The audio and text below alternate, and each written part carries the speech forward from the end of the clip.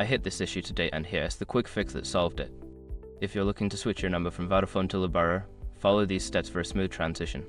Step 1. Check eligibility. Make sure your Vodafone number is eligible for porting. You should be a current customer and not under any contract obligations. Step 2. Get your PSC code. Contact Vodafone to request your porting authorization code PSC. You can do this via the customer service or through the app. Step 3. Sign up with Lebara. Visit the Lebara website or a local store to sign up for a new plan. Provide them with your PSC code during the sign-up process. Step 4. Wait for the transfer. Once your application is processed, Lebara will initiate the number transfer. This usually takes up to 1 working day, but it can vary. Step 5. Confirm the porting. After the transfer is complete, confirm that your number is working on the Lebara network. You may need to restart your phone for the changes to take effect. Switching networks can sometimes lead to unexpected delays, so keep an eye on your email for any updates from Lebara.